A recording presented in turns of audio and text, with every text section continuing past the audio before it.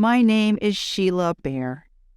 I used to be the head of a government agency called the Federal Deposit Insurance Corporation, or FDIC.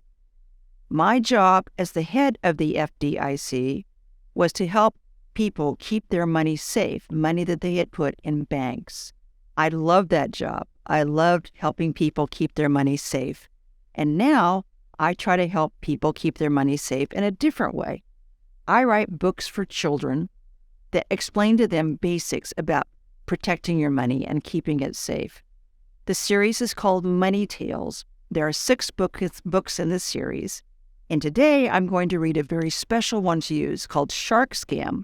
And it's about some bad guy sharks on the Galapagos Islands who try to take money away from other animals for really bad reasons. So let's read the book and see what happens. Okay, here we go. Arlene, a giant tortoise, was lounging on the shore on an isle in the Galapagos and trying to ignore a white-tipped shark named Whitey circling out in the bay. His pal, Cahoot, swam with him. They wouldn't go away. "Big A!" Sly Whitey shouted. "We've got a deal for you. You want to make some money? I'll tell you what to do." The tortoise stretched her long neck. "How?" she asked testily. "Investing in my business," he told her zestily. "Here's my idea," said Whitey. "Scuba diving's the rage. I'll sell undersea photos of divers in a shark cage. Visiting divers will love it. At 1 sardine a pop, give me some dough to start it. We'll make money nonstop." "Well, maybe," the tortoise answered. "I always need some cash." "But what's the catch?" she asked him. "I won't do something rash." "There's not a catch," said Whitey. "Just give me 10 sardines. I'll double your fish in 1 week. Really, promise, no strings."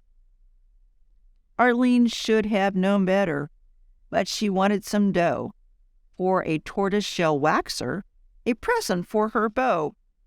"Okay," she slowly told him, pulling fish from her shell. Cahoots greedily grabbed them. They said a quick farewell. Cahoot snickered at Whitey. "What a dummy," said he. "She fell for it," said Whitey. "Time for a buying spree." They spent Arlene's fish quickly. In a week it was gone. But they'd promised her 20. They needed a new con. They found Iggy Iguana picnicking on the coast, eating a meal of seaweed and fruit on plantain toast. "Hey, Ig," Sly Whitey shouted. "Want to make some fast dough? I've got a deal that's foolproof. Here's what you need to know. I'm going to start a business selling kelp to surf bums. They really like plant diets. I'll be making huge sums. But I need 40 sardines to make my business go. Double your cash in 2 weeks. Will you give me the dough?" Now Ig was known for niceness, but he was quite naive. Doubling his fish sounded great. He wanted to believe. The sharks took his 40 fish without a guilty twinge. Arlene got 20, the other half they blew on a shopping binge. Arlene was none the wiser. She told all who would ask of the shark's great business skills, doubling her money fast. The sharks then found it easy to find critters to scam. They made up business stories that no one knew were shams. 160 from Billy for shark riding in the bay. 80 of that they paid to Ig. The rest they gambled away. Every scam would multiply by a factor of 4 to double each creature's fish and give the sharks their score. 640 fish from Niels, a lava lizard who thought the sharks would be developing a seahorse parking lot. 2,560 from Dash, a saltwater crab, to Bill, Galapagos' first fleet of turtle-pulled cabs. The animals asked no questions. They didn't want to bother. If they had, they might have realized their cash came from each other. Arlene's dough came from Iggy. Iggy's came from Billy. The booby sardines came from Niels. They all looked pretty silly. Dash's fish were paid to Niels, gone in an instant flash, and each time the sharks would take an equal cut of cash. 10,240 was what the sharks now needed to pay off Dash and get their cut and see their scam completed. The only creature with that much was Billy's smart sister, Bess, the richest woman on the Isles and a true business success. The sharks planned their best con yet, a ballroom dancing show, where boobies famed for their light feet could perform like dancing pros. Bess really liked the idea. She loved dancing so much. But she had questions to ask, like rent, payroll, and such. She wanted to see the records from their other endeavors, cash flow, taxes, bank accounts. Bess was just too clever. The sharks decided they were done. They had no answers in store. They packed their stuff, grabbed their fish, and headed to Ecuador. A few miles off of Galapagos, Officer Osprey swooped in. He told the sharks to head back home. Bess had reported them. Back in jail, both sharks fessed up. Their ventures were pretend, and all the fish that they had left was 1,510. The Osprey gave those fish to Dash. It really seemed quite nifty, but the crab said, "No, I need another 1,050. Osprey went to the other beasts and told them they were stuck. All their profits were a scam. They had to give them up. They could keep just those amounts that they had invested. The double profits they had made, Osprey now requested. 850 sardines. They gave up all that gain. Still, it was 200 short to make Dash whole again. Luckily, the sharks had things Osprey auctioned for sale: pickled plankton, seaweed skirts, a barrel of sea ale. Osprey raised 200 fish and gave it all to Dash. The sharks were sentenced to 5 years picking up seaside trash. No one gained, but no one lost. Lucky beast, it would seem. Others have suffered from this con. It's called a Ponzi scheme. Smart folks like Bess investigate when asked to invest in a biz. If it sounds too good to be true, they find it usually is. I hope you like my book. Thank you. Hi, Sheila. My name is Cade, and I'm wondering the best way to save up for college. Cade, that is such a great question. I am so pleased you asked that, because lots of young people and their families, they don't save for college. And then when a young person is ready for college, they have to borrow money. A lot of people have borrowed a lot of money to go to college, and then it takes years and years and years to pay it off. So you can avoid that by saving and saving early. I think the best way to save is to take a little bit of money. Every time you get some money, take part of it, say 10%. Just take it off automatically and put it in a piggy bank. We had a rule called Take Out 10 in my house. So whenever our children got their allowance, they immediately took 10%. So if it was $1, they took 10 cents and they put it in a piggy bank. And it accumulated really fast. And then once there was a lot of money in their piggy banks, we took it to the bank and kept it safe there. So you find if you start saving early and do it regularly over many years, you will save a lot of money that will help you go to college without having to borrow a lot. And I have a book called Rock, Brock, and the Savings Shock. That's another one of my books in the Money Tales series, and it tells you more about how to save. So this is a great question, and good luck for you. I hope you have college when you're ready. I hope you're able to go to college debt-free.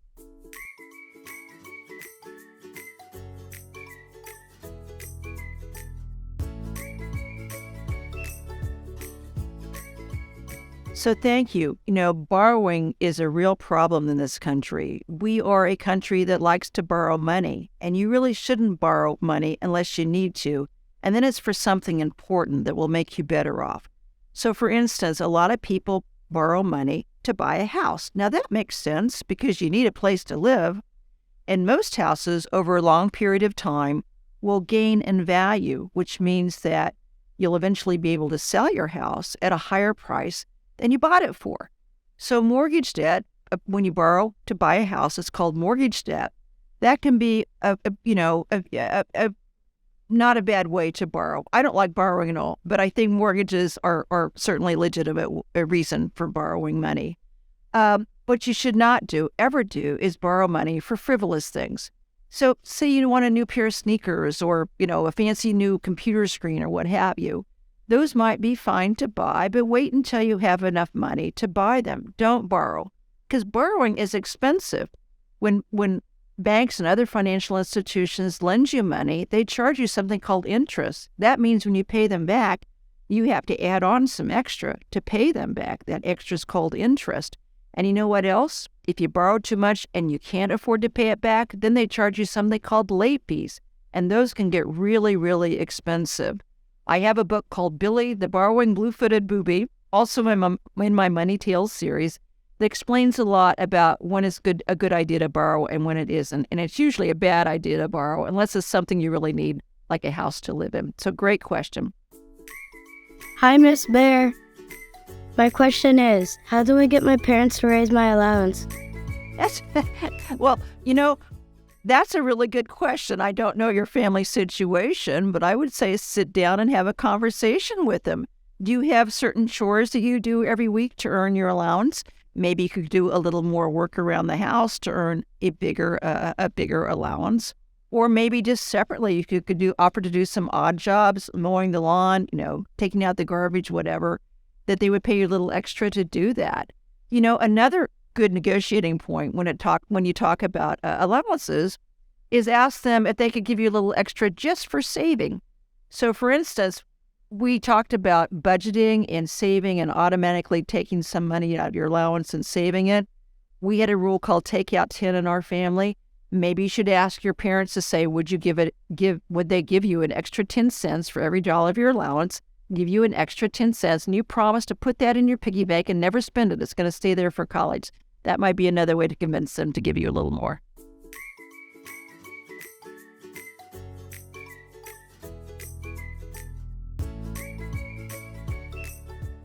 Well, I've heard young people do a lot of really interesting things with their money. Sometimes they use their money to start a business. Maybe you've done a lemonade stand or a car wash.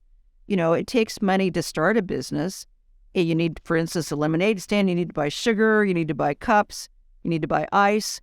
So I know young people who have taken some of their money to start a business to make even more money. And that's a really good way to use your money.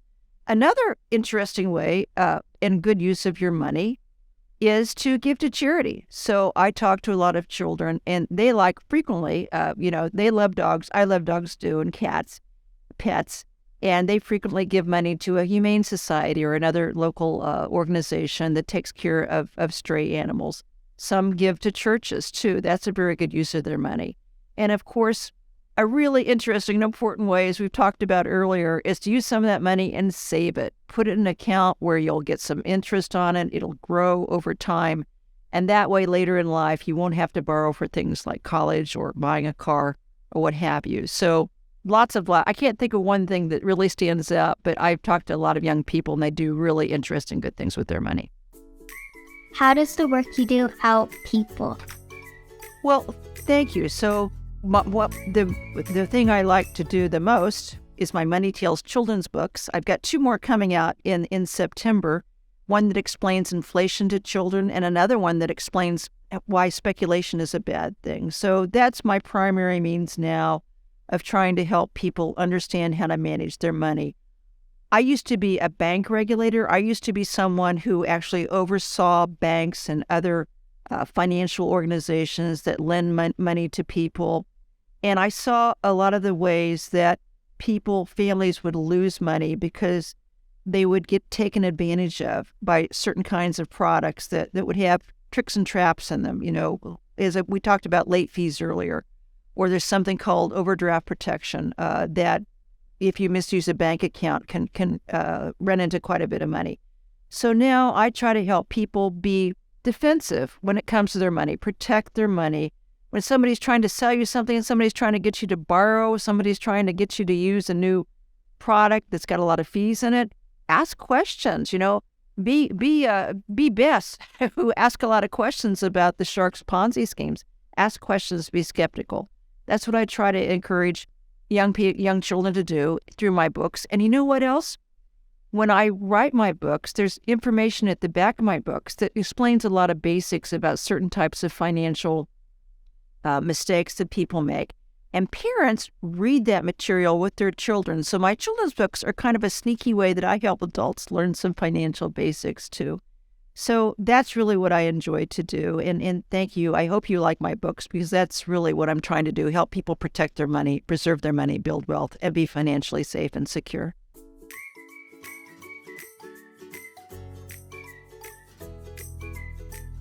Inflation is a situation when the prices of most things that you buy, goods and services, start going up really fast. And inflation can be a real problem because you're paid a certain amount, but then all of a sudden, people earn salaries for a living. They go to work, they have jobs, they earn money.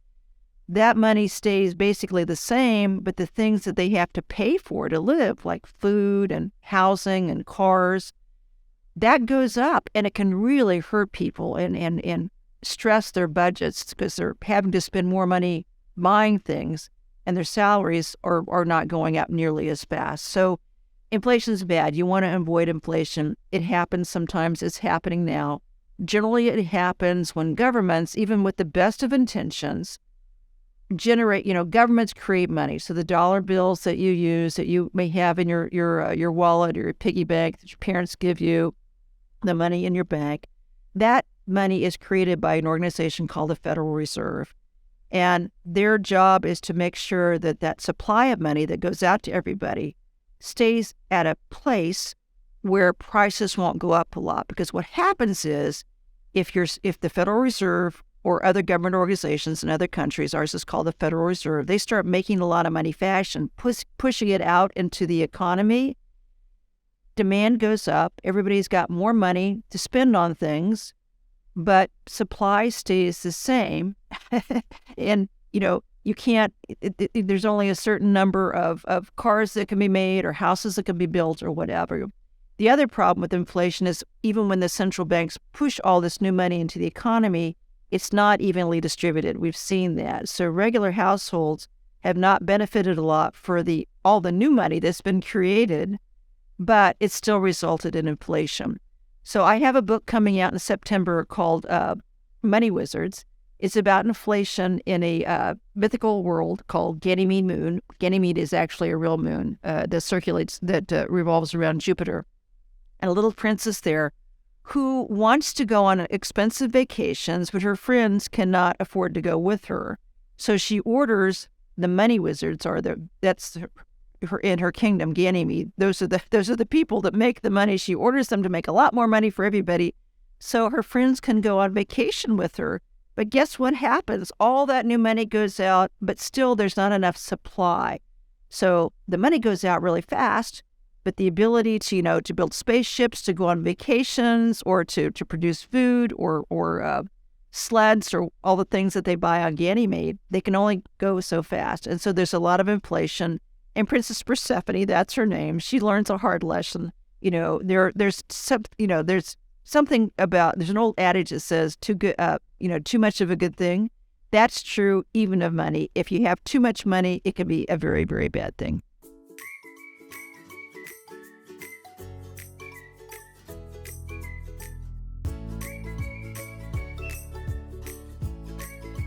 So, wow, that is a really good question. And I'm glad you're thinking in those terms because a lot of young people, when they near being adults and they're going to college and trying to decide what to study, they don't think about how the decision they make about the field of study, what they want to learn about, whether that education will actually give them a good job when they graduate. So I would say you're 8 years old. So we're looking, 14 years or so. I would say that technology is still going to be really, really important. There are so many rapid advances in technology and so much demand for people who understand technology. So I think that is a good area. But, more traditional skills are also valuable in the workplace, no matter what field you pick. So, for instance, good writing skills. So I know you're in school now, and now your teacher, your parents are probably telling you the importance of learning how to read and write well.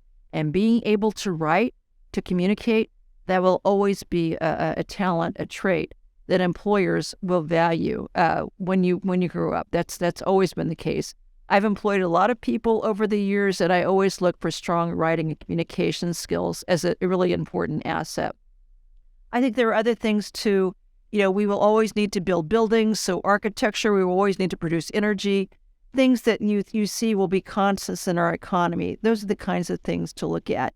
And, the picture may change too. By the time you are ready for college and are picking your major, there may be different needs in the economy. So it's good that you're thinking about it now. Keep thinking about it and make sure when you commit to a field of study and pay for a college education, if that's your choice, that it's a field that will get you a good job when you graduate.